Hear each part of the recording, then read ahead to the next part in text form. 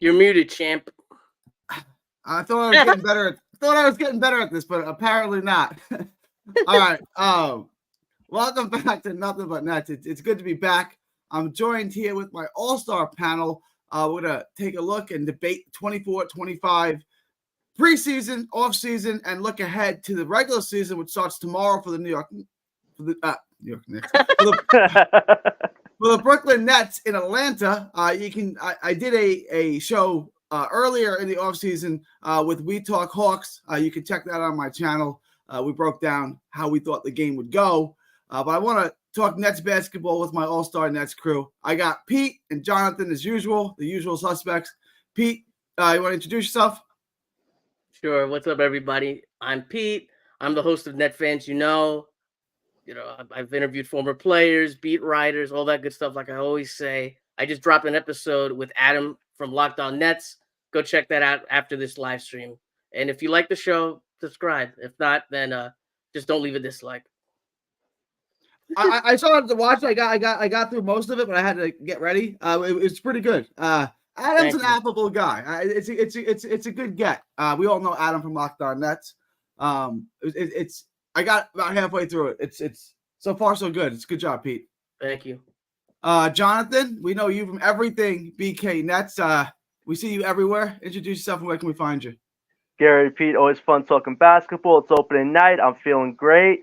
Anybody wants to find me on Twitter, you can find me at OS91413 John. We can talk some fun basketball. It's going to be an exciting season. Probably not for Brooklyn as much, but the end goal is where we're at. So let's enjoy it and have a fun journey. All right. Sounds good. So I want to get into yesterday's news or lack thereof news. Kind of to conclude the preseason, conclude the offseason. Cam Thomas got no extension. I think me and Pete are going to vastly differ on this opinion. But I'll start with you, Pete. No extension for Cam Thomas or Day'Ron Sharpe or Ziaire Williams, as we expected. The only kind of question was, would they look to extend Cam? They didn't. What are your thoughts on that? I kind of have two thoughts on this. I think they probably should have extended him because I think he's going to have a good season. But I understand the whole flexibility thing.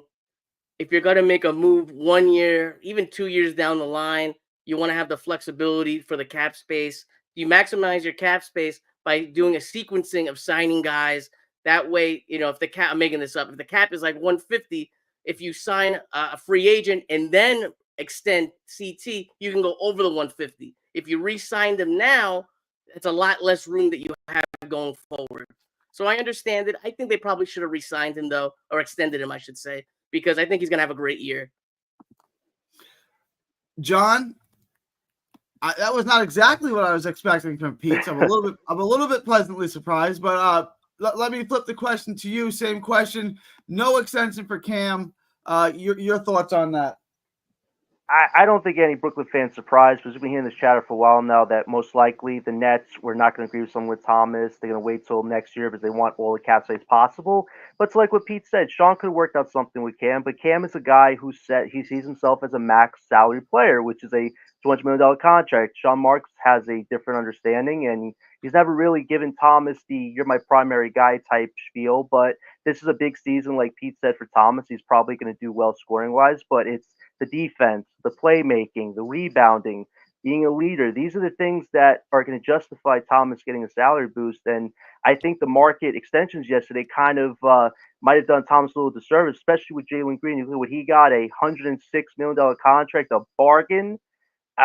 Some people have compared Thomas to Green. I feel like if Thomas has a good season, no all-star or anything like that, but if he does make an all-star, we can have a different conversation on that. But if he has a good season, I could see Thomas making a salary around 100 mil, 20 plus, something like that. But if Thomas doesn't want that, there's definitely going to be a little touch and go there. But I hope Sean and Thomas can agree to something after the season because it could potentially bite the organization in the butt if Thomas has a great season and then wants to make his demands. I want to flip this question, right? So I heard rumors, rumblings, and you know how much truth there is to it, but giving Cam a Nick Claxton type extension, which was about $25 million a year. I want Pete's thoughts on this. So it's kind of a complex question. First, what do you think it would have taken to extend Cam? How much per year? And then what do you think his stat line? What do you think he's going to average points per game this year? And what do you think that's going to do to his asking price next year? Is that you understand? Like, does that make sense? Yeah, I understand what you're saying. Yeah, that question is so complicated. I've said this 100 times. Different teams around the league value him so differently. We heard a quote earlier, like a couple weeks ago. I won't even sign this guy with the vets minimum. And then you have some GMs thinking that this guy's going to be an all-star, right? I think you look at the numbers from all those extensions signed yesterday. I think it would take around probably 30 million a year, which a lot of people probably shocked by. I had a couple people that work in the media talk to me about it, and they told me 15 million a year, right? I don't think 15 million a year gets it done. I think this year is gonna overall reflect on the price point jumping up. As far as scoring, I think he's gonna. I really think he can put up 28 points. If it really goes crazy here, we could really see him put up close to 30 points a night. I really feel like that because he's gonna be the focal point of the offense. Like, let's be honest. It depends how he plays in the system. If I had to take a guess, I'll be a little quicker. 28 points, and I think he's gonna get about 4 assists a game. And on his efficiency numbers, the field goal and 3-point, and then free throws, I assume we're all gonna think he's gonna shoot around 80+% again. So but as far as like field goal percentage and 3-point percentage, 45-35, is that reasonable?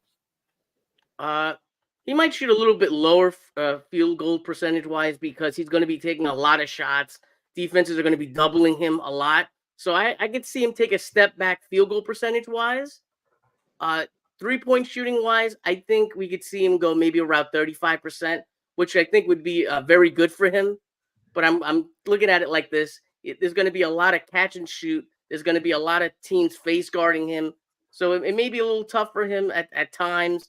It, like I said, it really depends on how he, how can I say this, fuses with this new offense. If it goes really well, he's going to have great numbers. If he doesn't, it's not going to, we're going to see a dip in a couple numbers. Let me bring in LB. LB, it's good to have you on. Hey, thank you. Your thoughts, we're talking about Cam Thomas not getting an extension. Your thoughts on that, and is it just going to drive up the asking price when he averages 25, 28 points a game this year? They're just going to have to pay him more next year. Well, if it's based on the asking price that Pete just shared with us, which seemed extremely low, then yes, it'll drive that up. But I'm not really that surprised by it. But I think that if I were Cam, I would think that it definitely is a reflection of what Marks might be thinking of you in terms of the future. So you just have to make sure you have a really good year, and that it's something that could spiral out of control if, say, he gets off to a bad start or he gets off to like a bad shooting numbers where he just starts looking like a chucker. It'll look really bad for him to try to get that money. So I think when Pete says he would have just signed him to like maybe that, that 100 million 4-year range, I could see that. I didn't say that. Oh. I said I would have extended him.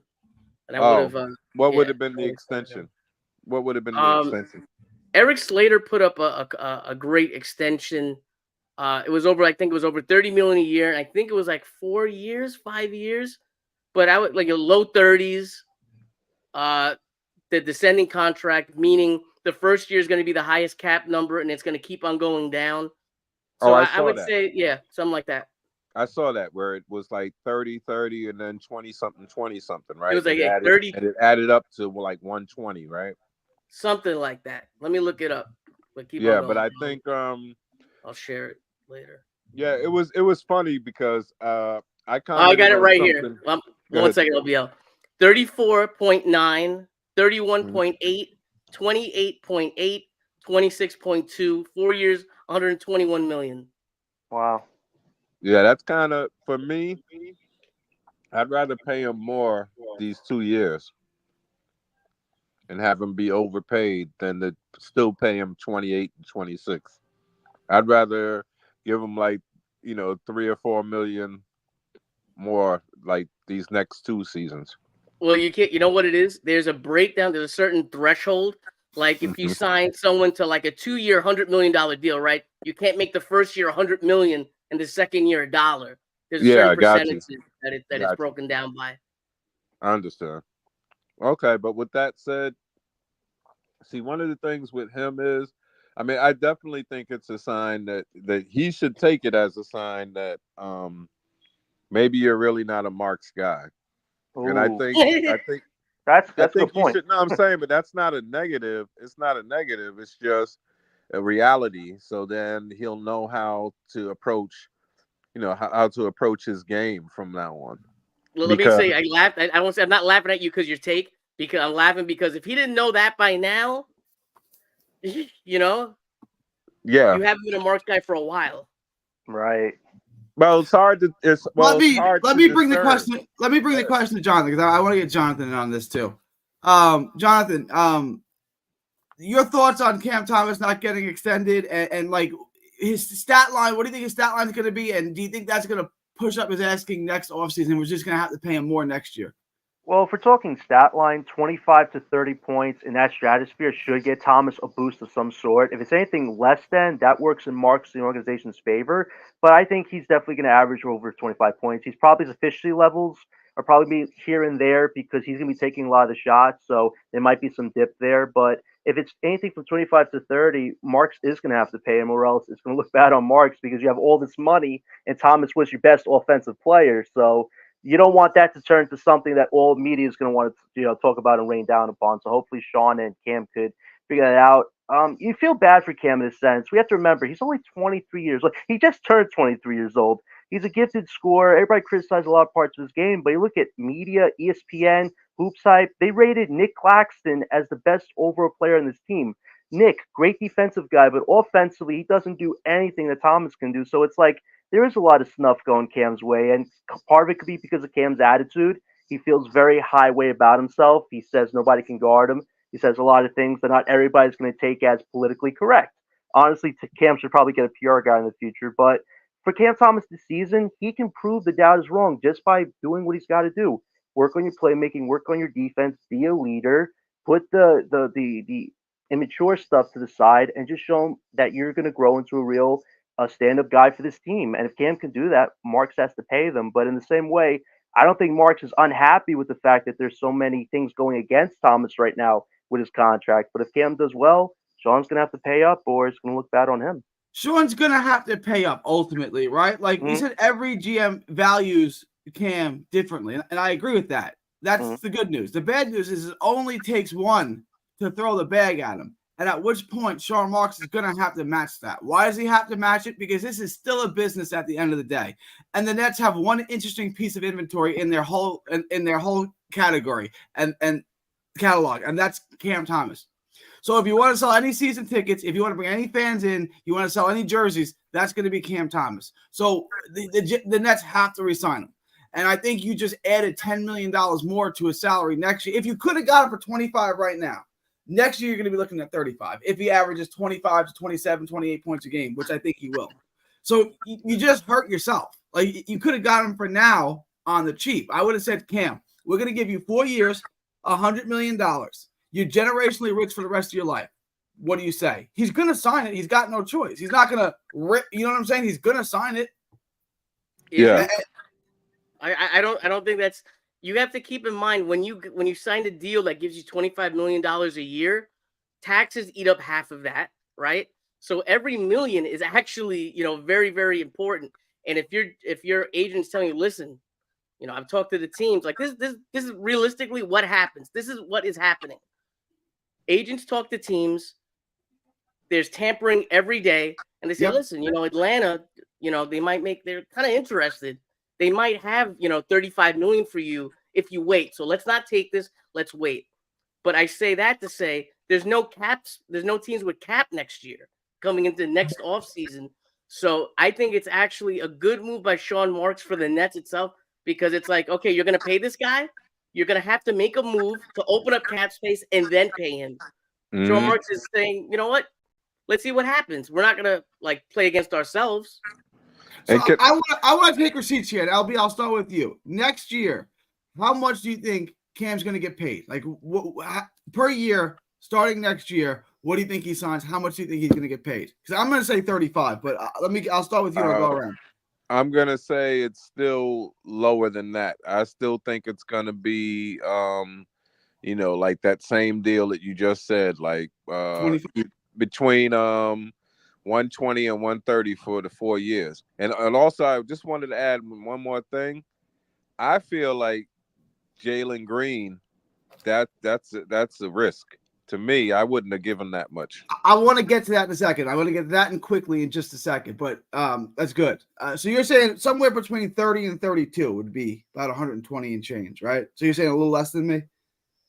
Yeah, Right. yeah. I'm saying Okay. he's not. I even if he averages, because also since you guys gave the prediction, I don't. If Cam Thomas averages close to 30 points a game, then we're probably winning about the teens. We're probably winning less than 20 games.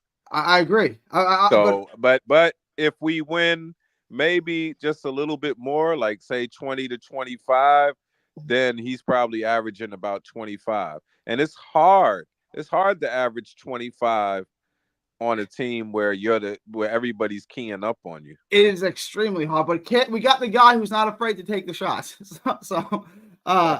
John, what's he gonna make? What's he gonna get paid next year? If he does work on everything he can work on, I would say he could probably get between 25 and 32 million, around 150 120. But Sean Marks right now, given Cam's just the main scorer at the moment, he probably wants to give him something around 25 million. But if Cam does really well, that's going to go up to a potential 30 million salary. And we have to realize this too. A lot of guys who are not star players like a Josh Giddey, they all want $30 million now. And with the cap going up, they're going to want that type of money. So Cam has kind of put himself in a position where he's betting on himself, where you have $100 million of cap space, Sean. I'm going to get a good chunk of that next year if I'm the main guy carrying the offense and working on my weaknesses. So this could work out for Cam. But Sean, like Pete said, it's kind of working out for the organization because they do hold a lot of cards here in this negotiation. So we'll see what happens there. Pete, what's it going to be? What's he going to make starting next year per year? I would say around that whole Eric Slater contract. It's so tough. I'm gonna assume that he has a good season, so I'm gonna say like 32, 33 a year, probably So we're like not far off on it. Yeah, something like that. All right, so I want to get into that. That's what wasn't done. Well, the other two things that weren't done, and I'm going to get into the good things Marks did this offseason, but let's look at the other two things he didn't do. Is that's trade DFS and Cam. We're going to at least start the season with DFS and Cam. I think he's waited too long. I think we're stuck with Cam, and I do think he'll be able to trade DFS. John, I haven't started with you yet, so I'll get your thoughts on this first. DFS and Cam are on the Nets now. Are they going to be on the Nets at the end of the season? Yeah, you already know my feelings on that. I said trade the vets as soon as we did the Bridges move because at the end of the day, that ship has sailed though, John. They're still here, and the season started. Yeah, but right now, but look at all the injuries piling up with so many teams right now. Everything should be fluid. Like the way it's going right now, Johnson and Doe should be available for a team that's going to need one of them.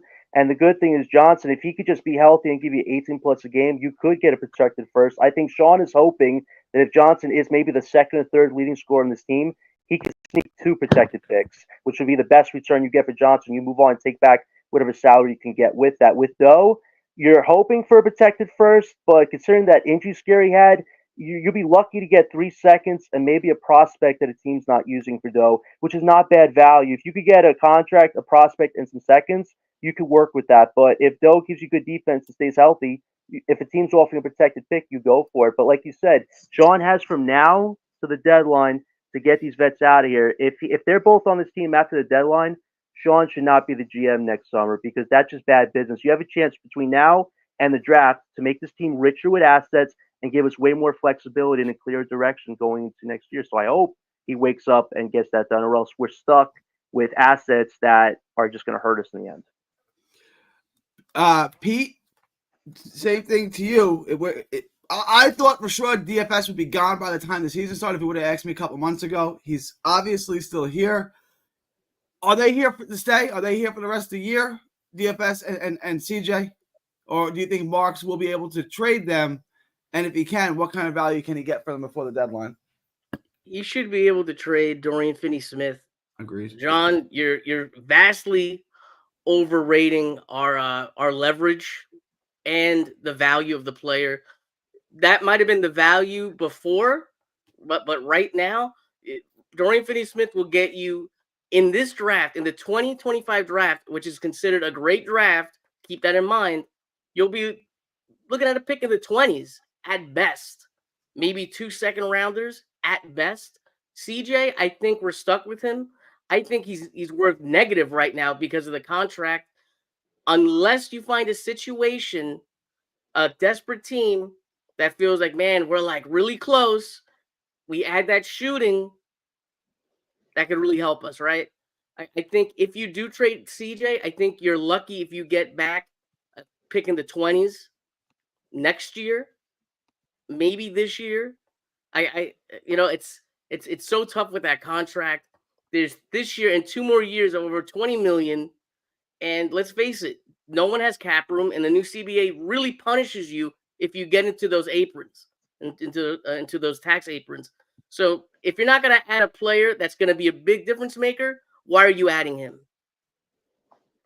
There are a couple of teams, San Antonio, who I think will compete for the playoffs this year, and Orlando. I really like Orlando, and I want to push back. So if I'm Orlando, and I already have a full roster, but I don't have a shooter, Cam Johnson fills my needs. If I trade you my next two protected firsts, right? But there's better shooters on cheaper contracts. That's the issue. That's the problem that you're having. Yeah, you're right. I was going to say, for Orlando, it's a win-win. The first round picks drafting in the 20s, I don't really need those, right? And now it's a player that I have to add to my roster. It's a guaranteed spot. I can trade the guaranteed spots that I don't need and bring in Cam Johnson. But you're saying they can do that for a better shooter, right? Like there's better guys. If you're giving it multiple first rounders, why are you giving it for Cam Johnson? You just checkmated me there, Pete. You just checkmated me there. Gary, you should have mentioned the Kings deal we've been talking about recently, because the Kings, they went all in on DeMar. The Kings don't have the cap space, though, do they? They just signed Mike McDermott. You know what I mean? If you pair Kevin Huerter and Trey Lyles with for Johnson, both teams are able to remain under the luxury tax, so that works out there. And the only pick that the Kings can offer us is the 2027. Dylan told me because of the stipend rule that they can't offer 25, 26. But if we get that 27 pick, that's not bad, because the Kings the next 2 years, if they don't work out with DeMar and Fox is signed with them and their team's not competing for anything, that pick could potentially be maybe between 15, 20 or something like that. No, I don't want that. Huerter's making $18 million next year. I don't want that. Like it's not. It doesn't save me. It doesn't save me that much. Right. But Gary, but you saw what we heard what Pete just said to me. I wasn't trying to overrate the returns for those guys, but if a team offers a protected pick for Doa Johnson, you guys take it as well. Like you can't hold on to these guys if you're getting an out from somebody. Oh, absolutely. I agree with Pete on that. You stuck me with Huerter. I don't want Huerter either. But Huerter's not horrible. He's younger though than Johnson. He's 3 years younger than Johnson, so it's not we're getting. It's not worth it because Cam, if you're going to be like doing something like that, Cam Johnson's a better player. Yeah, so it's like you're taking a lesser player for a 2027 first round pick. Right, but how much more would you have to give up to get off of a contract? You'd have to give up more for Johnson than you would for Huerter. Pete, I don't Cam. I'll just eat Cam's contract. I thought Huerter was making less than that. He's making $18 million. His contract goes up, Cam's goes down. Right? So yeah, I don't want Huerter. I don't. Let me bring it to you, LB. Cam and DFS, I think this is worst case scenario, are still on the team. Are they going to be here? Can they? We all kind of agree they can trade DFS. Is Cam? I'll let you respond to that too. But more importantly, is Cam here? Is Cam here? Is Cam going to be part of the team at least for the rest of the season? I don't really know, but I would say, to me, I think that in order to get rid of him, we're probably gonna have to add picks, and not first, but we might have to add some second round picks in order to get rid of him. And so that's where you have to see, like strategically what's in your best interest. Because Cam, I'm listening to Jonathan say, well, if he averages 18, has he ever averaged 18? Never. So what makes you think he's going to do it? Because we're a Let me bad team? defend. Yeah, because he's going to get more opportunities now. Yeah, I don't Right. see that. I don't see that. I think that the reason that he scored what he scored was because there were other players that they had to worry more about. But now if they get to key up on him and it's just him and Cam Thomas are the principal two scorers, he's not going to average 18. I kind of agree with you, but I'm saying John would argue he's never been on a team this bad with this few offensive options, and he's going to get more shots. He's an efficient shooter. Like I think Cam Johnson is pretty bad. I don't have a whole lot of use for him, but he is an efficient shooter. He is, right? But part of the problem also is that he's not going to be out there just to shoot. Now we know he can't guard anyone. We traded for him under the pretenses that he was a 3-and-D wing, that he could D, and he can't. And he's soft, and he can't finish, and he can't rebound. He's 6'8", 6'9", and plays like he's 6'4". I really have no use for him. And one of the biggest fallacies that keeps going around for me is all of these things with the 3-and-D, and he could guard 1 through 4 and all that stuff. It's like I debunk most of it. These guys are really not that good at what they're saying, but they look at a certain style and they just call it 3-and-D. And it's like, why do you call him 3-and-D? Because he'd rather shoot an open 3-pointer and he can't score in the lane, But I'm saying, for me, I don't see, for Cam, I think that his contract turned into a bad contract, and now part of the thing is it's the length of it. It's not so much the salary cap.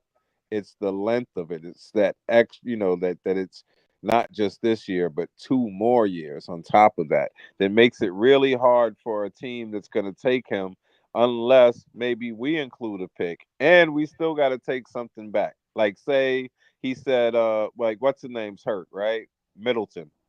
So say Milwaukee might want him, right? Maybe they want him to space it for Giannis, right? So if Milwaukee is interested in him, then we might have to include one or two of our second round picks and say, hey, Milwaukee, we'll offer you this, but then we still got to take back some salary. Wait. Let me bring in Jonathan real quick. I want to move on. I want to. We've discussed the things that Marks has missed on. Let's talk about the things that Sean Marks hit on this offseason. He got Claxton. More importantly, he got our picks back, and then he made the trade of the summer, trading Bridges. We did go from a position of like complete hopelessness to now at least we have a direction. Pete, how would you assess his offseason as a whole? And then how would you grade the things that he did do, extending Claxton, getting our picks back, the Bridges trade? How would you assess the good things that Marks did this offseason? Go ahead. Wait, John wants to go first? Oh, no, I thought it was me and then you. He said Pete, so I was like, I wasn't sure who was going first. Pete, because Pete hasn't gone in a while. Let me get Pete back in. I guess I give him a B+. I think Marks kind of walked into getting all those picks from the Knicks. I think if it's any other team, you don't get 6 first-round picks. I think he got very lucky, I'll be honest. He probably held on to Bridges too long, and this just fell into his lap. And that was a deal that you kind of, could you imagine rejecting that deal? You were not going to get anything close to that deal if you would have rejected fired. it. Yeah. But you know what? You still have to make the deal. You still have to accept it. You can only accept the trades that you're offered. So good for him. I give him a B+. You added a couple youngsters who needed a fresh look, a different team. And, he's doing everything pretty much by the book, right? Like, what else can you do when you're in this situation? You open up flexibility, you add young players, and you re-sign Nick Claxton. If you're going to lose him if you didn't re-sign him, so you kind of had to do it. But I'm not mad. I give him a B+. I don't disagree. John, same question. He did good things. Like me and you are really hard on Marks, and this has been called the Shit on Sean Marks podcast. And I don't, I don't want it to be like that. I just like assessing what he does. I usually don't like it, but he's done good things this offseason for sure. How would you assess the things that he did do, the good moves that he made this offseason? Well, first, I'd like to say there's nothing wrong that we say. We're giving the right criticisms because Marks has not been the perfect GM. He's had projects where he's gotten you somewhere, but he's never actually finished the project. We haven't seen Sean actually finish this Brooklyn Nets team to where they could be legitimate. So we're still getting towards there. But I will say this: when the trade did happen with the Knicks, I gave him a C plus because I'm like, that was one of the last teams I thought we would do business with because of, with Crosstown Rivals and all that. I thought there were other teams who might offer prospects with the picks, but we just mostly got a picks package. But then after what's going on with the Knicks, with their roster kind of going through a lot, I moved it up to a B right now because the picks are really going to help us down the line. But getting those 2 picks back from Houston, that was the big thing that potentially could save Mark's job. We now have a crack at 2 potentially historic drafts coming up, and that's where we can decide our future. Because in the new CB era, you got to hit big on these drafts, and we're in 2 really good positions right now where we could hit big on that. So I give Sean his props to that. I'll also say the way we got Zaire Williams, we only traded away a G Leaguer and a second-round pick for a guy who could potentially turn out to be a real 3-and-D wing. LBL, you said we don't have real 3-and-D wings. Well, this guy definitely is giving you defense. He's bouncing all over the damn court before the season even started.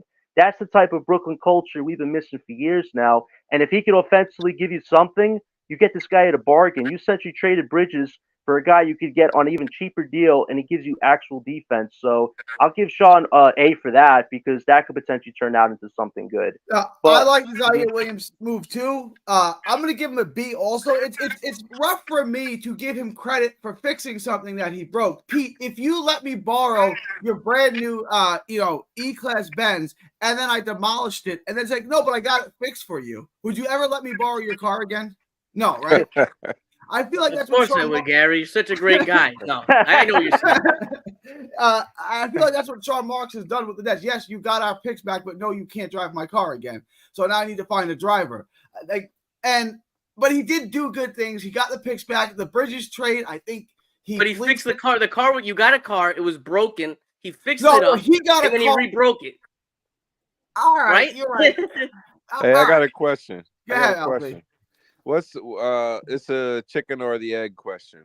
Which deal actually went down first? The Knicks deal or the Houston deal? From the way it was reported, the Knicks deal did, but I gotta think that he had them both ready to go because they were reported about a half hour apart, if I'm not mistaken. Because for me, I always say the bigger deal is the Houston deal. Because I don't care like if he was able to make that Houston deal, even if we had Mikal still, we're still going to tank. And if he doesn't like it, so what? I mean, if Mikal doesn't like it, we'll trade you to Siberia or somewhere. But I didn't like trading him to where he wanted to go because I don't think we owe him a favor, right? Like I don't owe you a solid. Right. But the Knicks gave the best deal, so that's where we traded him. Like the Knicks gave us a hell of a deal. So I don't worry about that. But I think because all the time John and I were going back and forth, and I was screaming this across the internet, screaming this across everyone's podcast. We need our own picks back. We need our own picks back because we have to embrace the tank. That's the most important thing. Not having these guys like the Phoenix Twins or whatever and winning like 35 games or making the play-in. That's not what the future is. The future is getting 2 cornerstone players. And let me tell you, I don't know when you're going to get around to this. Maybe you won't. Maybe it's a whole nother show. But that AJ DeBanster, whoo. He's let's get through 25 draft class. I agree. I got to watch it. Let's get through 25 and we'll get to him. We will get to him. But I want to bring in the man of the hour. Breezy's here. Breezy, your thoughts on Marks, the good things he did, the moves he did make, re-signing Claxton, the Bridges trade, getting their picks back from Houston. How would you assess the moves he did make this offseason? Shout out to y'all. Thanks for having me on the panel. I think Sean Marks, he cleaned up his mess. You know what I'm saying? He swung for the fence. I think that was because of Joe Tsai. I think, especially after watching the Liberty win, I think Joe Tsai and Claro Woolside both had intent on competing immediately as soon as they became Odins. I think Sean Mark's biggest mistake was hiring Steve Nash to drive that car, as y'all would say.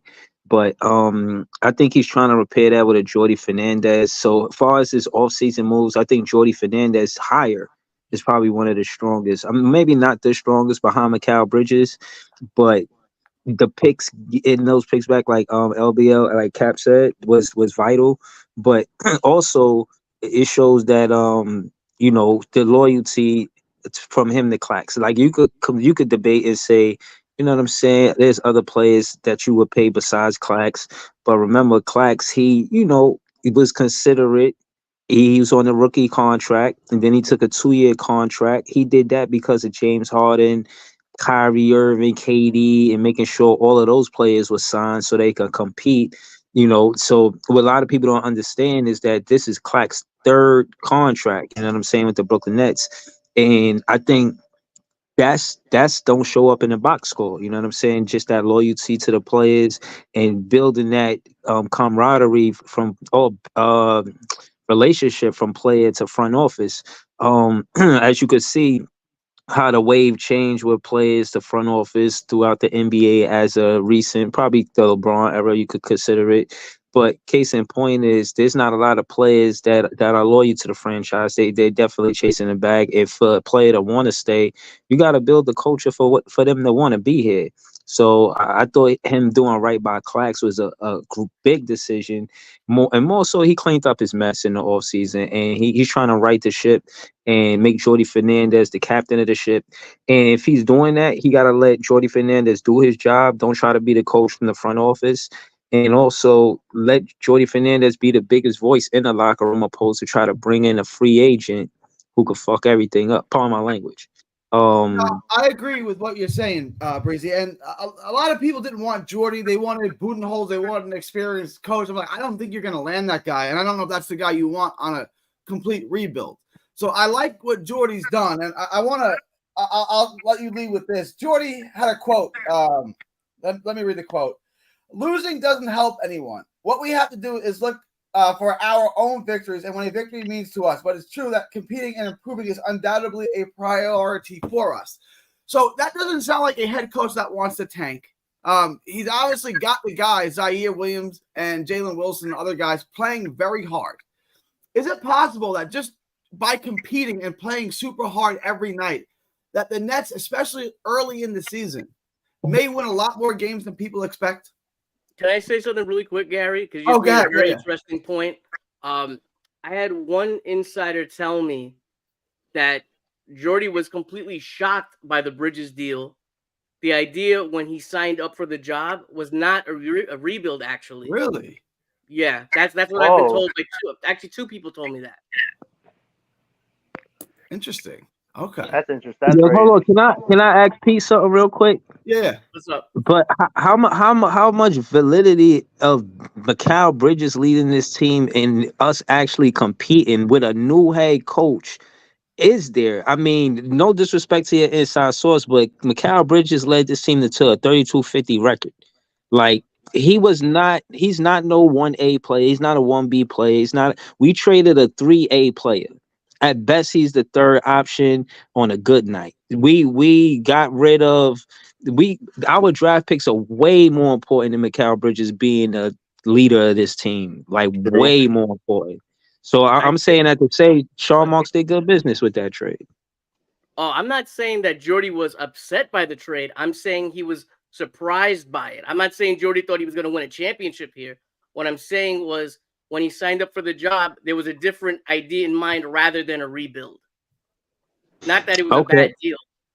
So let me ask you this though: do Jalen Wilson and Trent Noir fit? Like, how much ground do they cover from Mikal Bridges' output? Like, what kind of productivity that Mikal Bridges had for the Brooklyn Nets that we cannot get from Trent Noir and Jalen Wilson? I feel like both of them can equal whatever Mikal was doing. And probably give us a little more. I don't. Am I taking it too far, or you're taking it too far? You're definitely. I'll tell you why. Do you think Watford could put out the numbers that Bridges had when he came to Brooklyn and that run? Yes, small sample size, whatever. But the point of the matter is, pre-broken shot Bridges, is still better than Watford or what the Nets have. If Bridges was on the team right now, pre-broken shot, he's still like the second best offensive player on the team. Let's not pretend. Is he a That's a win? lot. Is he a 1A player on a championship team? No. Is he a third option on most teams? Probably. But on this Probably team, 4. he's still a top option, unfortunately. Nah, bro, he was trash, bro. He don't got. Is. All right, Even if he's all right. trash, So who's hold on, better? hold on. Tell me who's better. All right, so Who's hold better? on. Who's better than Mikal Bridges? Yeah, besides Sam Thomas, who would be a better second option for the Brooklyn Nets right now? It's hard to say that, bro. It's hard to say that. Definitely. But bro, he was still trash just because. And Yes, again, he's trash, but his shit stinks a little less than everybody else. I'd rather You get what I mean? to answer your question though, Pete.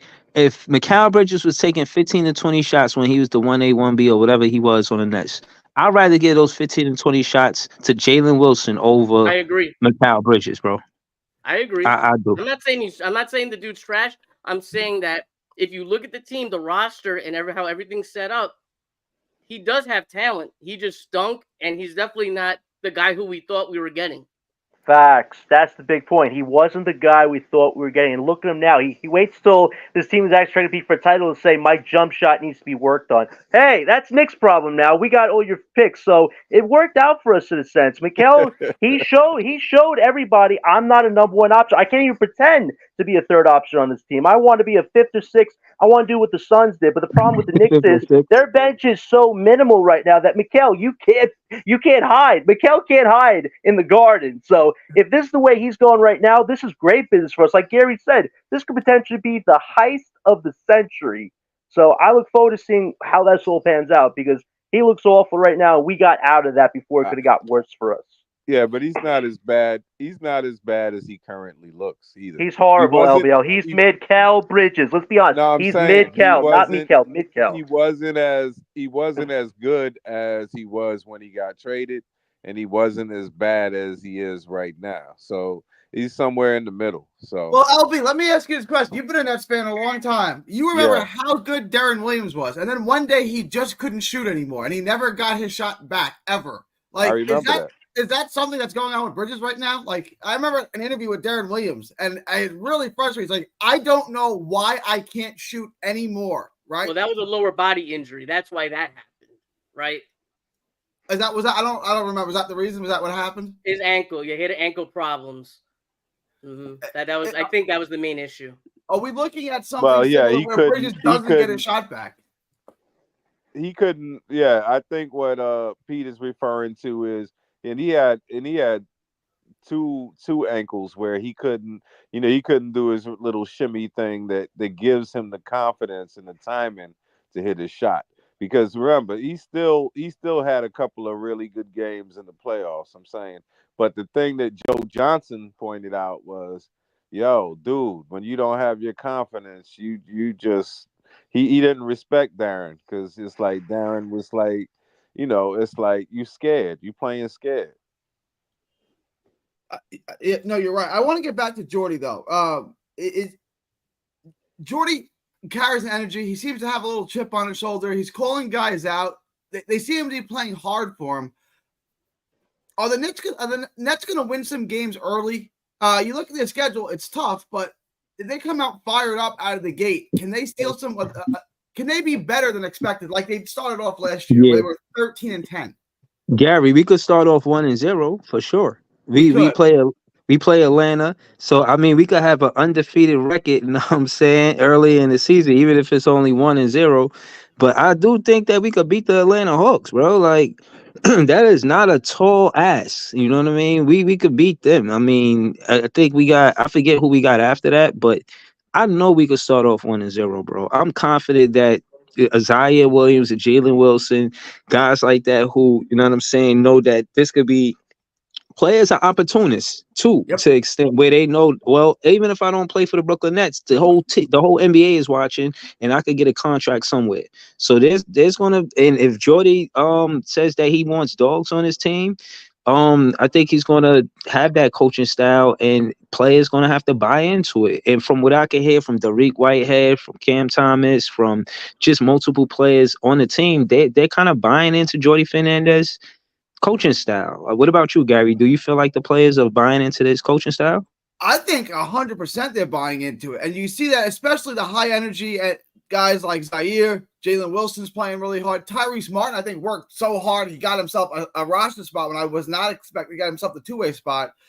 I think they definitely are buying in. That's what I'm saying. This might not be as bad as you got like 15, Well, I got to ask you this, though. Season, it might not be that bad. What's up? Let me ask you this, though, because, even though, his job is to build their confidence. His job is to get them to have good practice habits, good habits, period, right? And, and to develop. But in the end, his part of his job is we're not supposed to win but so many games. So maybe that's when you experiment. Because now the funny thing about this to me, the irony about this, Gary and Breezy, is when we had other coaches, we lost a lot more games that we should have won. Like, and I'm thinking all the way back to Kenny Atkinson, and I'm thinking about Steve Nash. We lost a lot more games because of the way they built up their rotation, or the way that they I'm gonna save this guy, or this guy's gonna sit out because it's a back-to-back or whatever. And we lost. I'm saying we lost at least 10 games under each of those guys that we should have won. That we should have won. And I'm saying, and a lot of it came down to, yo, come on, you got to play this guy. You don't know what tomorrow brings. Win the game. And they didn't coach like that. They coached like, no, we're trying to coast to something. And I'm saying it wasn't just Nash either. Atkinson was like that too. A lot of times, Levert or D'Lo would be cooking. It's like, no, you know what? I got to put my son Dinwiddie back in, and we're gonna lose the game. My son Dinwiddie. Let's not let me get Pete and John on this too. Pete, John, your thoughts preliminarily, on Jordy. Seems to have the guys playing hard. What are your thoughts on how they're playing so far in the preseason, at least for Jordy? Pete, John, you go first. John. All right. Obviously, some of these guys have bought in based off what we've seen with the defensive work. And let's look at this team as a whole. Yes, there's some decent defensive guys on this team. That's what's going to make the Nets competitive for the first few games. They'll keep them some close games. But let's remember, offensively, a lot of these guys are limited. Not many of them besides Thomas or maybe Dennis can create their own shot. So it's like, if you have a really good team that has a lot of balance and you're trying to compete defensively, the offense is not going to be as pretty as we saw in some of these preseason games. So that's what's going to help the Nets with their tanking plan. But there's some good things with keeping competitive. We also got to remember at the end of the day as well, Jordy wants to bring the best out of these guys. And some guys are going to step up and some aren't. But at the end of the day, it's just going to depend on who really buys in and what Sean wants to do. Because, like you said, if the Nets do steal a few games in the beginning, Sean Marks' first priority should be, okay, does anybody want to take a Johnson or Doe? Because we don't want to win so many games. Because the ultimate goal is to get a top pick. So hopefully Jordy gets these guys to keep buying in, and there's a culture and a philosophy. But at the end of the day, if we start winning too many games and try to aim for play-in, it kind of ruins the whole reason we traded Bridges to get. Well, that was my concern with keeping Johnson. If you traded Cam Johnson and DFS, the two guys who have kind of been part of winning teams who can help you win, if you got rid of those guys, you're not going to win games because you don't know how to win games. You can't. You don't know how to close out games. Let me bring in Pete first, right? Let me get Pete first, and then I have something to ask you after Pete. That is a scary thought. So go ahead. What's the question? What do you want me to go on about Jordy and the team and the wins early? Yeah, I mean, just playing on energy and giving max effort every day. Can they steal some games early? All right, it's kind of a difficult question, and I'll tell you why. You have teams all over the league with new rosters and stuff. The Nets are learning a new offense. So, yes, they're going to be conditioned. I think what you look at is the defense and how well they've played on defense as far as looking prepared, hustling and whatnot. I think this is the most hustle I've seen out of a Nets team preseason defense-wise in a very long time, if ever, right? They're still learning the new offense. They don't have a lot of talent. the roster does not fit the scheme. So you're going to see a little struggle there. But let's face it, every team struggles early, and you don't see what the team is going to really look like until a couple weeks into the season. So could they steal a couple games? Sure. I'm not going to be too excited about anything, though. All right, LB, I know you said you had a question. Yeah. So my scary scenario is this: can you imagine if, like, what you're saying, like we do have like say, Clowney doesn't start, but he comes in and starts playing well. Jalen Wilson may start and may not start, but he comes in and starts playing well. Can you imagine what predicament we would be in if we started winning more than we were supposed to, but it's all due to the young guys, meaning that we're hovering around 500, but Cam Johnson, DFS, Ben Simmons, like none of the veterans are the reason why. That's gonna be some nasty work there. That's gonna be like, well, now we'll never get rid of those guys. Well, it won't happen. Wait, I'll tell you why it won't happen very quickly, John. It won't happen because they're gonna be auditioning the vets to be traded, right? So that's why they have to play. Yeah. So they have to play a lot. Right. But LBL, Exactly. Here's my one thing I wanted to say before. If Ben Simmons and Claxton are starting, we've already seen some of their chemistry. These guys offensively don't click. Defensively, they give you some stuff. But at the end of the day, if they're playing in the fourth quarter, all the opposing team has to do is hack a Clax or hack a Ben, and that's how we lose our momentum trying to stay competitive with these guys. Ultimately, if Ben and Claxton are starting five, it's essentially 3 versus 5. Like that's what's gonna hurt the Nets, which helps us. But I think that's what's gonna be what keeps the scale in balance for us. So true, but doesn't that go back to Jordy though? So like what I'm trying to say is, if he starts playing these guys, like say he starts playing Ben Moore and he starts playing these guys, and then doesn't that go back to him? Like, doesn't that go back to who he is? It's like, so what are you doing here? Like, what are you trying to do? Are you just trying to, to get your best winning record, or are you trying to develop our young guys? The reason that we want the old guys gone is because we want the young guys to get the opportunities to get better. But they're not going to get better if you showcase these guys for too long. That's what I'm saying. So like, maybe we might be looking at, I know a lot of us are excited about the young guys. I love Clowney. I love Keon Johnson. But the thing is, maybe we're looking at it too optimistically and saying, like maybe what Pete is kind of hinting at is we're going to have to showcase these vets for a long time, and they're going to have to look good for a while until we can, get them up and get them traded.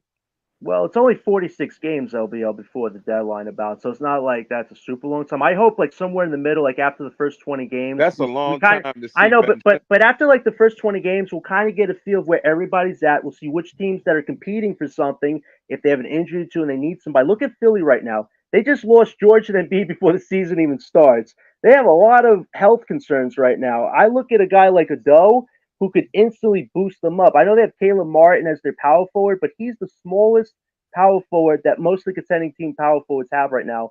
So if you get Ado on that team, that helps make them bigger, makes them defensively better, and gives Embiid some protection. Like if we could get a first pick and a KJ Martin back in return, that's a way to get off them. So like they're going to be teams that are contending right now that are going to need Ado or Johnson eventually. I want KJ Martin. How do we get? I want an above the rim athlete who can defend. Mm-hmm. I want KJ Martin. How do we get him on this team? For Doe, I think the contracts match, but you have to wait till December. That's the thing. Some of these contracts don't kick in December. So I'll wait for December to get KJ Martin. Yeah. I want KJ Martin on this team. It's not even about Martin for me. It's one of those Clipper picks because listen, I know somebody said that Philly could hold on to those picks, but their title to win is right now. If they need a piece like Ado, which could get them over the hump, that Clipper pick could help them. John, those we can both agree the Clippers, that the value of those Clipper picks just went skyrocketing. Right? We can both agree with that, right? So then why are you using that value on Dorian Finney-Smith? Because Doe makes them better. Let's remember at the end of the day. Let me because here's what I always say. In the final 4 minutes of a playoff game, Dorian Finney-Smith is on the court for you. KJ Martin get a better player. And neither is that. for KJ Martin and a pick? I don't know if you can do that. I'm saying Philadelphia can get a better player if you're trading those Clippers picks because the value of those picks just jumped. Yes. But Pete, I was with you on Cam. I don't know if you're. I don't know that that's true. Doe's a good player. Like, then why is he? He's not lottery. He's not lottery. How come we're not getting all this value for him? You don't know that those Clipper picks are going to be lottery picks. Like you don't know that. You don't. But the thing is, I had Sam Quinn on from trending. CBS Sports. It's the perception. It's not the actual value of the pick. It's the perception of what you think the pick is going to be.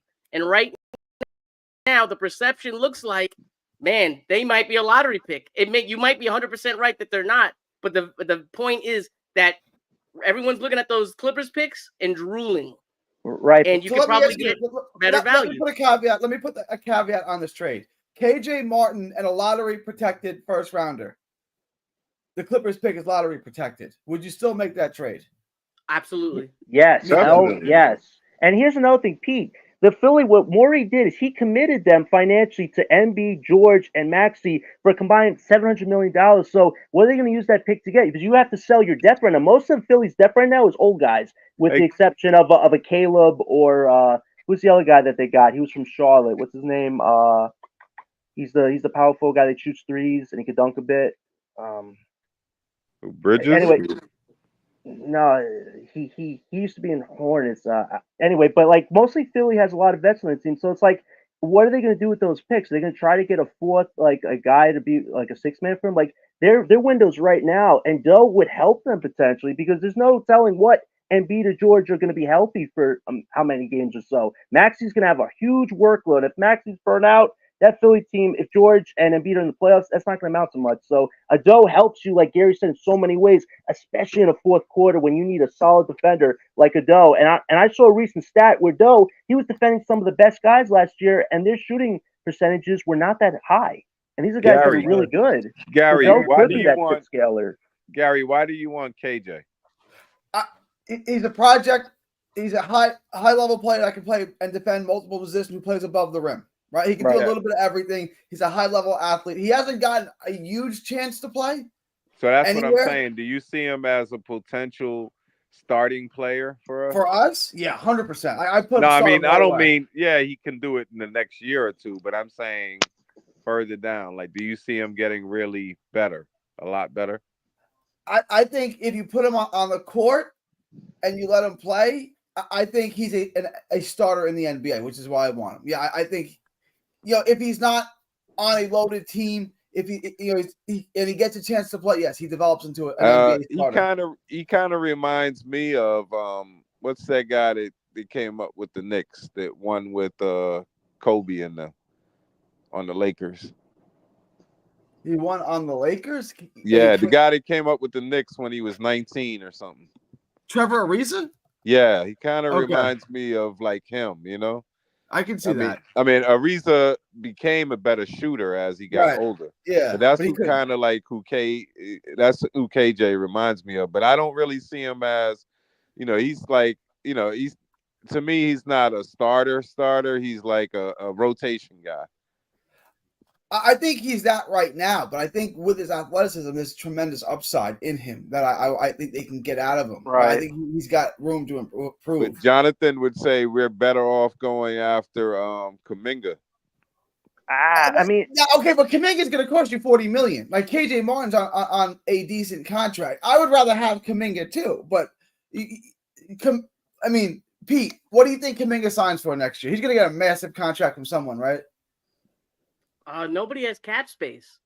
So you would say, right? I would say he's probably going to get a lot of money. He probably still gets a lot of money, and it's probably going to be from Golden State, I would say. Right. And here's another thing. If we draft Cooper Ace, Kuminga's a forward, so it would be kind of redundant to blow the bag on him when we already have our three, and you really can't play Kuminga at power forward against some of these bigs. So it's like, unless he's really good this season. So if we get a Cooper Ace, I don't think we're going after Kuminga, but if you got a Dylan Harper, maybe we could have a conversation. But keep in mind this, right? Why is Golden State going to allow a great talent to just walk away for nothing, right? Obviously, they'd have to take the contract on, but I'd rather take the contract on and then try to trade him. But that's just it, though. They might trade him. There's so many. You think they would want you think they would want Claxton for Kaminga? I have would do no that in a idea. second. I would do No. that in a second. But from where? I think that's the type of player that they would want. Someone who can replace, someone who could play center, more than Looney, and I think that's the kind of guy that they would want. So if you maybe offered them Claxton and someone else that matched the deal that you're gonna get for him, but then again, like you said, we don't know what the money is going to be out there, because that's part of the biggest problem with some of these young guys who haven't they only semi-proved themselves. They all want freaking $40 and $50 million, and it's like, man, you didn't even score 20 points in a year yet. Come on, what's going on? I want to switch the conversation back to the guys that are on our roster currently. I want to talk about two of the highest paid players on our team who are big question marks. First, Jonathan, what is Ben Simmons' role on this team? I know we hate talking about Ben, but he's our highest paid player, so you got to talk about the team's highest paid player. What is Ben Simmons' role on this team in 24-25? Well, hopefully it's not a bench warmer. I think that's what some people would say the nickname of him would be, considering where he's at right now. But I think you hope with him this season, these first 46 games, can you help these young guys? Can you find them the shots? Because I think the one thing that Ben does have, he's still good at making assist throws. He's good at making those football throws. He's good at making the smart passes. He can rebound. Defensively, though, what I saw with Jakob Poeltl the other night, that's not a good sign. If Ben is semi-healthy, but his back is still kind of shot, if he's not giving anything defensively, you kind of worry at that point that you're probably just stuck with him the rest of the year. And the options would be, let his contract run out or buy him out. But if Ben's defense can return this season, that'd probably be the best case scenario. I'll forget the offense for a bit. If his defense can return to what it was with Philly, there is a window that Marks could theoretically have to potentially trade him for some expiring contracts. Because if Ben could show you defense, some teams might want that defense in like a closing core. They might want that over a Doe if you have Ben guarding against your best guy. So that could potentially be something I'm looking for with Ben this season. I'll forget the offense. If he gives you the defense that made him an all-NBA defender, I think that's what will be a best case scenario for Brooklyn getting off of him potentially. Pete, Ben Simmons, is he a point guard? Is he a forward? Is he the backup center? What is Ben Simmons' role on the 24-25 Brooklyn Nets? He's the point forward who brings up the ball and defends a big man on defense, and can defend on the perimeter when he's playing in a guard role. What is his role offensively? Is he just dribble handoffs? I mean, what are we doing with him? It's a lot more than dribble handoffs, right? You get the ball at the elbow, and it's a lot of read and react. There's dribble handoffs. There's the fake dribble handoff. There's, you're watching guys cut. Guys are getting, there's a lot of movement. You can't just put anybody in the point forward role in that point series offense. It's more of like almost a mental thing and timing. So you need a good passer who could also, obviously Ben Simmons isn't the best driving person right now, but it would ideally you want someone who could also drive to the hoop. LB, same thing to you. Ben Simmons, he's on our roster for better or for worse, the highest paid player on our roster. What is his role? I'd say you keep him as a big man until we get Day'Ron Sharpe back, and then you just buy him out. I feel like I'm ready. I think now whether the Nets are ready to this or not, I feel like the best role he can play is to buy him out, so that we're done with him and our players can learn how to play Jordy style without worrying about, well, we're playing 4-on-5 and because the way that he plays, and for me, his defense isn't good enough, even in the post or on the perimeter. His defense is just not good enough to whereas he's worth really playing. To me, I know he's great on the break and he's great at rebounding, but other than that, his defense is not spectacular anymore. It's not even good, and I feel like he retards the offense. So I want him off the team, and I'm not saying that because no. Tell us what you really think, LB. I hate him. I'm saying because I don't like his game on this team. That's what I'm saying.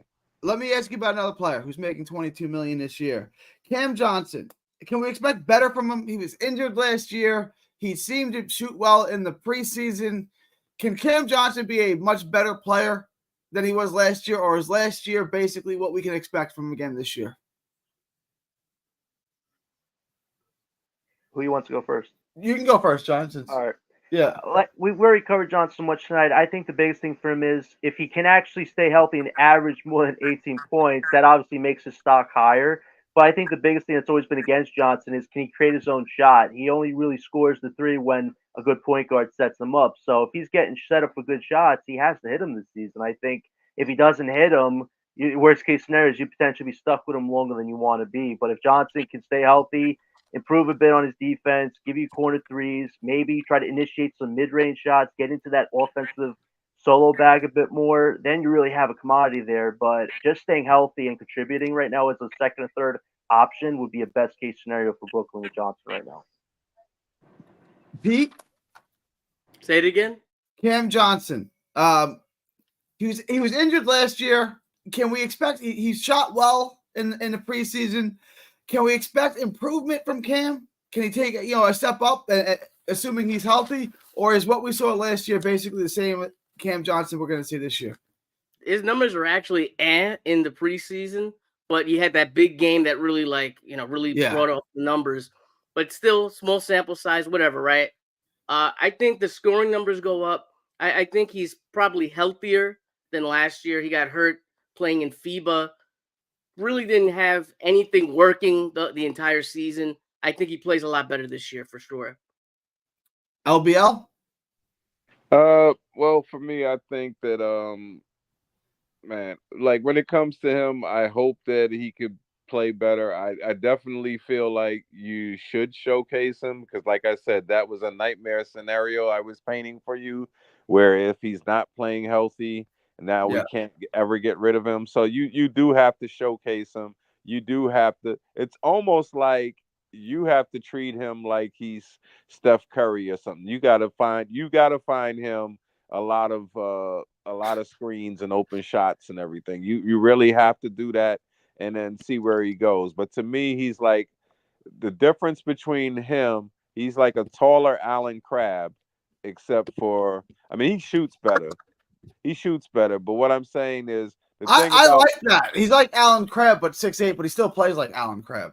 Yeah, but the difference was Alan Crabb played better D, and that's the thing that hurts me with him. When his shot isn't falling, it's like he doesn't need to be out there because he can't guard anyone and he doesn't rebound. He's freaking almost 6'9", and he gets like 3 or 4 rebounds. I'm with you. I have no use for him, LB. None at all. I want to ask you, I got Jonathan and Pete's answer. I said 24. Pete said 25. Jonathan said 14 wins. 2024-25 Brooklyn Nets. How many games do they win? What's their record? I'm going to say 22. I'm going to say they're going to lose at least 60. All right. So 24, 25 for me. You said 22. And John's going all in on the tank and saying 14. So it's a lucky number. It's a lucky number. I have to go with a lucky number. Let me bring this question to you. They open up Wednesday, tomorrow against Atlanta. Do they get the win? If not, when do they get their first win? Because it gets ugly the next couple of games after that. You got Memphis, you got Orlando, you got a bunch of difficult games after that. Do they win against Atlanta? If not, when do they get that first win? Well, if you want me to go first, go ahead, Albie. Yeah, I'll say my bigger question is Ben playing tomorrow? Yes. Oh no! I really asked that. Change, as you know. I really asked that because he's gotten cooked by Trae Young. As much as they try to make it seem like it's the opposite narrative, he's gotten cooked a lot by Trae Young. So I was thinking maybe he wouldn't want that smoke, and he would be like, "Okay, I'm not going to play against him." But if he's playing, wow, I think it depends on how much what's his name? I think it depends on how much the other point guard plays, because our other point guard is pretty decent, and we never talked about him, Gary, about whether we can get anything for Schroeder, because I think Schroeder is decent and a lot of teams will want him. I agree. You probably could trade him. He seems to want to be here. I'm not saying we have to, but Yeah. I'm just saying it may be an offer we can't refuse. If they, He's yeah, a rental. if they The gave issue is you, that he's a rental. if you got a really appealing offer for him, like something that really, really sexy, I would trade him. If not, like, you got to have some veterans on the team. He doesn't have any problems losing here. He likes to be here. He wants to finish his career here, it seems. I would trade him if the right deal came along, but I'm not like shopping him the same way I'm shopping Cam and DFS. Pete, are they going to win against Atlanta? Oh, wait. I'm sorry, LB, are they going to win? Are they going to beat Atlanta? I'll be an optimist and say yeah. All right. I love it. I don't know if I'm going to agree with you, but I love the optimism. Pete, are they going to beat Atlanta? I think they will. I don't know why. I just feel like they will. I wouldn't be surprised if they lose, but I think you're right that if they don't win tomorrow, the next win is going to have to happen in like November. So it's going to be a little while. And the one very quick thing about Schroeder, I was talking with Colin. I think it was Colin Helwig, or maybe it was Lucas Kaplan, and they did like a one-on-one interview with Dennis. And he, like you guys mentioned, he really does like it here. I thought it was BS personally, because everyone loves it when they're here and whatnot. Everyone, is in the city that they're in, and they're the best. They love it. But I think he might even stay with us past this year. I would not be shocked. Interesting. John, your thoughts? Are the Nets going to win? If not, when do they get that first win? I can read off the schedule for you if you need me to. The big question everybody wants to know.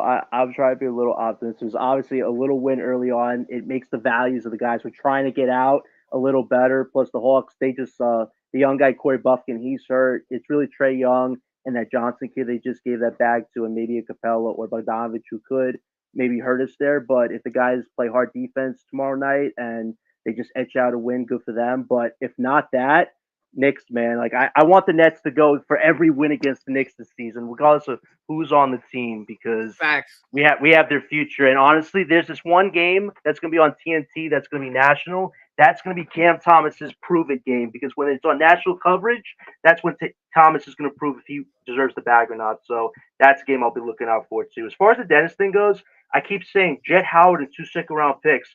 A team like the Magic needs a vet like that. And considering the chemistry he had with the Wagner brothers, that's not something those guys would forget, considering how that bonded them in the Olympics. That would be the one team I think you could get Dennis to, and you could get a decent little haul back in 2 seconds and Jet. I think that'd be a good deal for us. So y'all are going to all say the Nets are going to win. Okay. If y'all said they were going to lose, I would have stood up for it. But since you are all saying they're going to win, I'm going to give my honest opinion, say no, they're going to lose. And their first win is going to come against the Bulls on November 1st. That was my game. That was the game that I was going to pick. That, or they play Detroit the next game. I think they're going to win 2 in a row. I think they're going to lose the first 4, and then I think it's 4, and then they're going to win 2 in a row. You might be right. We shouldn't beat those teams. If we're facing lottery teams, we should not beat those teams. Like, because that But just they're ruins not our trying odds. to lose, though, right? That's the issue. You can't tell your players, all right, guys, miss the shot here. Everyone, they're competitive, right? But it's also a business at the end of the day too. And like you said, the coach could choose to sit some guys and put in guys who don't normally get as many minutes. Like that could be what tips the scales there. Yeah, but then you lose the locker room, because it's like, so what are we doing here? Yeah, you don't want like everyone. Listen, the players know that we're supposed to tank, but the thing is, their numbers, their stats, their playing time reflects the money they're getting in the future. So you're taking food out of their mouths, right? They're playing for the number on the back of the jersey, right? They're playing for the name on the back of the jersey, not the front of the jersey. Like I'm playing for Cam Thomas's contract. I'm playing to feed my family. I'm playing to feed the Thomases, you know. So the players aren't going to tank. The way that you tank is that you play Keon Johnson 30 minutes a game. That's how you tank. Exactly. Yeah. Well, we might get to that point in the middle of the season, so I won't rule that out. Hey Gary, last night I told you Breezy and I and this is Jay. We went to the auditions for the BK block, right? Yeah. There was I forgot the name of this, so I'm gonna try to find out before Friday. But there is the Nets are hosting like a neighborhood bar by the Barclays for those. So I know you're in Texas, but Yeah. for those who want to make it out there, they're trying to get a lot of Nets fans to this watch party or something. So if I find out, I'll post it on Twitter with you guys' names. All right. All right. Sounds good, LB. Last question. Give me something, a surprise you're expecting to see, good or bad, you're expecting to see out of the Nets this year. Something that maybe people aren't expecting from the Nets this year. I say Clowney's going to be second on the team in scoring. What's something you're going to predict that might be surprising to the rest of the Net fans? LB? Well, I really like Clowney, so I hope that you're correct with that. But I'm gonna go with my guy, because I like Clowney and I like Dennis too, but I think Keon Johnson is gonna surprise people and he's gonna have a good year. I like to hear that. I like what he showed in the summer league. John, give us something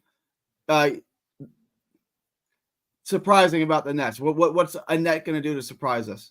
I think ultimately it's Zaire developing offense. I mean, defensively, he's already showing so much that we weren't necessarily expecting. But like you said, he feels free and he really wants. I think he really wants to be a Brooklyn Net after the season. The good thing is the Nets have the cap space to give him a great contract, not a crazy contract, but a fair contract that will allow him to utilize his skill sets and be a good piece off his bench. I think Zaire offensively will find something this year because if his defense is as intense as his offense can be, we have a real steal here considering what we traded him for. So I think that could be a great storyline for Brooklyn's future to watch out for. If Zaire can bring his best friend here too in the near future, yes, we're gonna talk about. I'm telling you, we're gonna do a stream about it. Huge. Can you bring Ja here? You can stay here as long as you want, Zaire. As long as you bring Ja here. Pete, give me something to look for that's going to surprise Net fans. Jalen Wilson averages about 28 minutes a game and becomes a rotation piece, maybe even a starter. Love it. I love that. Let's go I'm with that. That's my Texan. All right, Pete, tell us where we can find you. And I thank you for hopping on again. I'm going to close out the show now. All right. You can follow me at NetFansYouKnow on Twitter. Check out NetFansYouKnow on YouTube. Like I mentioned before, I just did a podcast with Adam from Locked On Nets. That's the newest episode. I drop every week. And subscribe and follow me there. Thank you, Pete. Appreciate you as always. LB, tell them where they can find you. Yeah, so you'll find me on X or Instagram or Threads at LBL for Life 1. And I gotta say, when you talked about the predictions, you know what? With when John said 14 wins, I won't mind as long as a bunch of them are. I really would love to win the season series against the Knicks. I would love to do that too. I mean, we could lose to everyone else, but if we beat them, that would be a great season. As a Texan, I feel that way against Oklahoma. I don't care if we go 1-11. If we beat Oklahoma, it's a good season. So I feel that. Jonathan, appreciate you. LB, appreciate you. Jonathan, thanks for coming on. Tell them where they can find you, John. Listen, great show as always. I'm so glad we did this little all-star panel thing to kind of like kick off the season. Anybody who wants to talk basketball with me, you can find me on my Twitter at OS91413John, and we can have some fun conversations. This is going to be a long season, but we have a chance to really construct a philosophy and structure on this team. And honestly, this Brooklyn team needs the fundamentals and the structure before we can even talk about making big moves in the future. So if we have that foundation this season, Brooklyn basketball's future is going to be a hell of a lot better for it. So I look forward to it. And this was a great show, guys. All right. Appreciate you guys. Thanks, Gary. Thank y'all for hopping on. Thanks, with me. Pete. Thanks, John. Thanks, LBL. All right. Be good, boys. Thanks, Gary. Be good, guys. All right. From Texas to the world, thank you and God bless. Yes. Peace.